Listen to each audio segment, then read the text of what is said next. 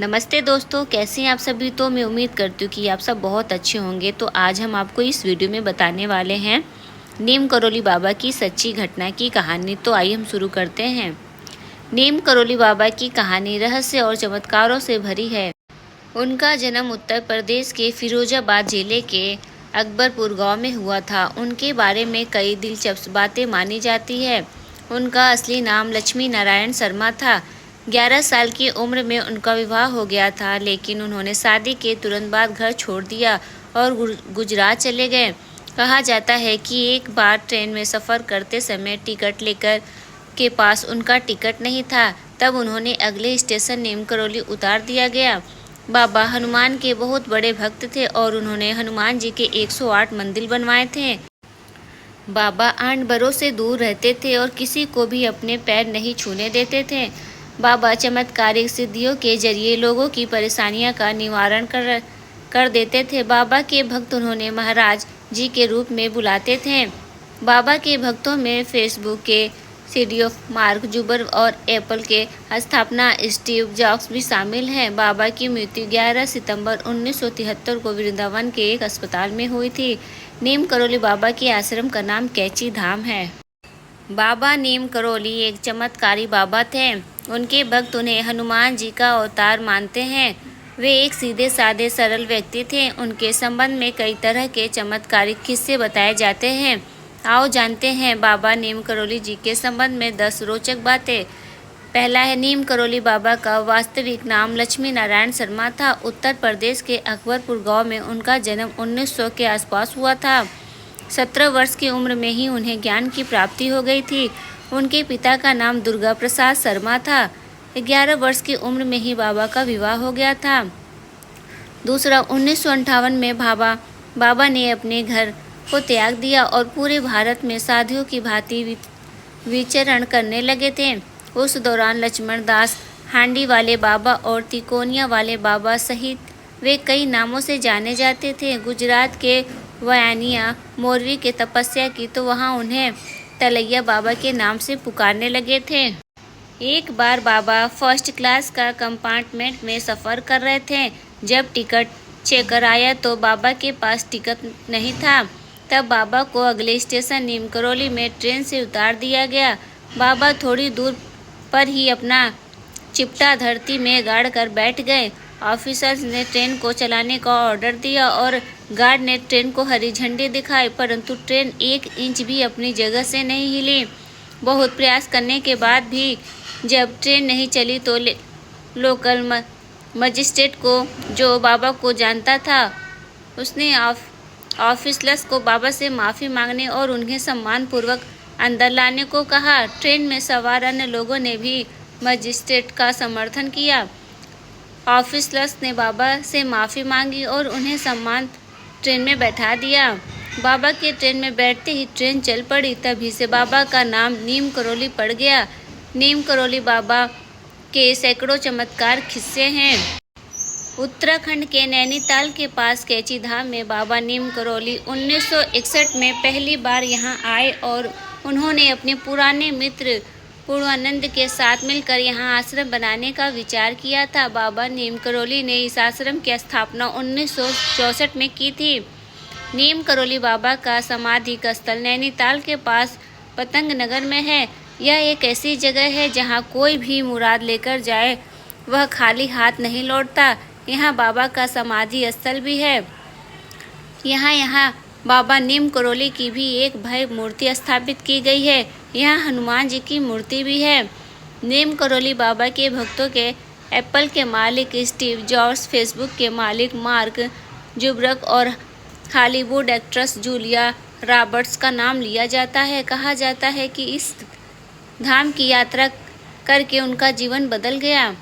15 जून को देवभूमि में कैची धाम का मेला आयोजन होता है और यहाँ पर देश विदेश से बाबा नीम करोली के भक्त आते हैं।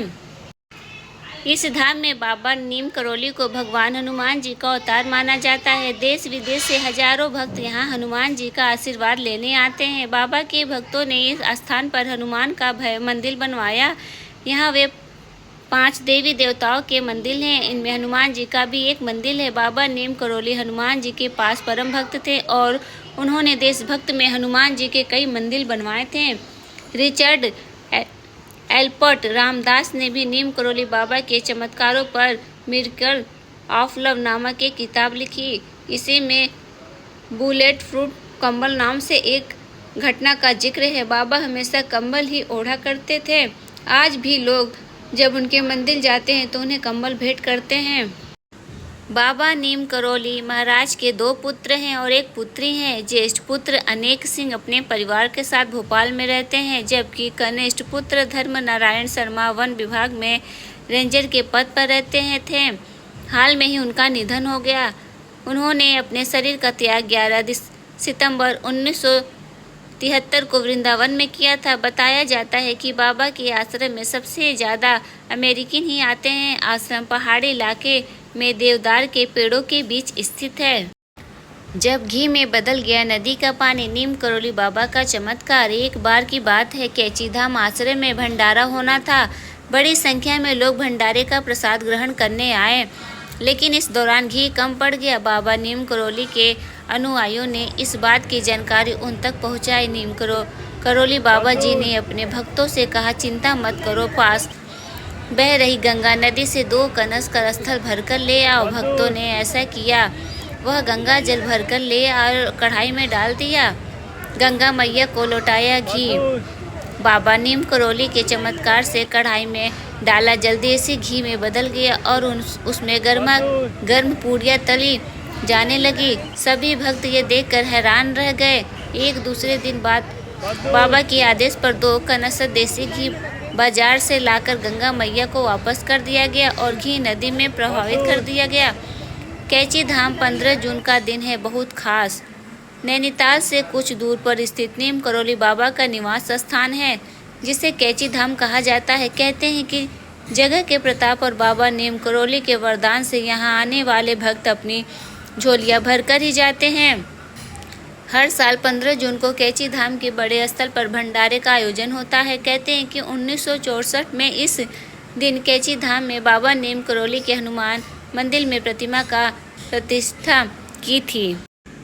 हाल में ही हिंदी पॉकेट बुक्स से एक शानदार पुस्तक छप कर आई है। श्री सिद्धि माँ इसकी लेखिका हैं। जया प्रसाद सिद्धि माँ नीम करोली बाबा की अनन्य भक्त थी।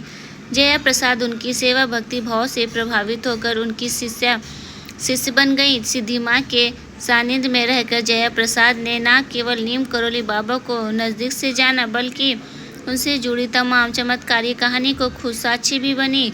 सिद्धि माँ के साथ रहते हुए जया प्रसाद ने देश भर में फैली नीम करोली बाबा के तमाम आश्रम का भ्रमण किया।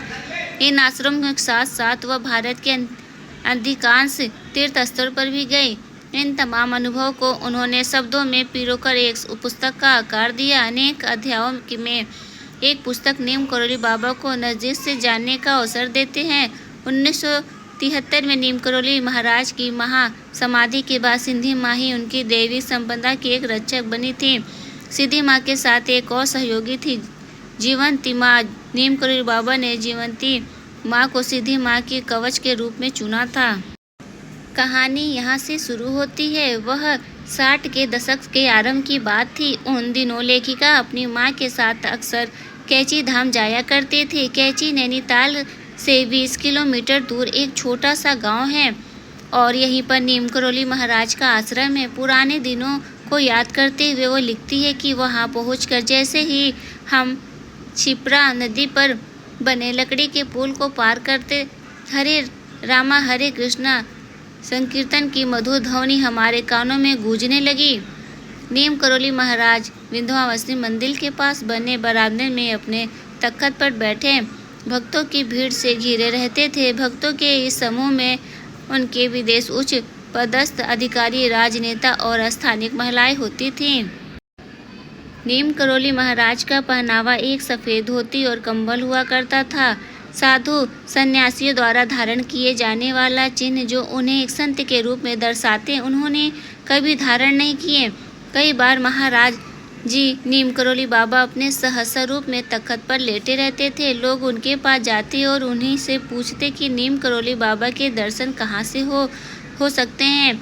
तब वे बड़ी सरलता से कहते हैं कि मैं किसी बाबा को नहीं जानता, हनुमान जी के मंदिर में जाकर उनका प्रार्थना करो। लोगों का विश्वास है कि नीम करोली बाबा पवन पुत्र हनुमान जी के अवतार थे। बाबा के जीवन के बारे में अलग अलग कहानियां हैं। उनके एक अमेरिकन भक्त डॉक्टर रिचर्ड अल्पर्ट अपनी पुस्तक मिरेकल ऑफ लव में लिखते हैं, महाराज जी की कोई जीवनी हो ही नहीं सकती क्योंकि तख्त बहुत कम है, कहानियां अनेक हैं। वर्ष 1900 के प्रारंभ में बाबा नीम करोली का जन्म उत्तर प्रदेश के गांव अकबरपुर में एक ब्राह्मण परिवार में हुआ था। उनका नाम लक्ष्मी नारायण था। केवल 11 वर्ष की आयु में उन्होंने घर छोड़ दिया और भारत के अलग अलग हिस्सों का भ्रमण करने लगे। इसी दौरान उन्होंने अलग अलग नामों से जाना जाने लगा। गुजरात के बवानिया गांव में एक तालाब के निकट साधना करने के कारण उन्हें तैलैया नाम बाबा के नाम से जानते थे। कुछ स्थानों पर लोग उन्हें तिकोनिया वाले बाबा तथा हांडी वाले बाबा के नाम से भी जानते हैं। कैची धाम की कहानियाँ जैसे जैसे आगे बढ़ती है, आश्रय में भक्तों का समर्पण और त्याग की गई कहानियाँ पढ़ने को मिलती है। यहीं से पता चलता है कि लेखिका का सीधी माँ से किसी प्रकार संपर्क होता और वह न चाहते हुए भी कैसे उनके दिव्य व्यक्तित्व से प्रारंभ होती चली गई। तो दोस्तों, हमारे द्वारा दी गई ये जानकारी आपको कैसी लगी तो प्लीज़ कमेंट्स बॉक्स में ज़रूर बताइएगा। अगर वीडियो पसंद आए तो वीडियो को लाइक और शेयर करना ना भूलिए। फिर मिलते हैं हम नेक्स्ट वीडियो के साथ, तब तक के लिए धन्यवाद।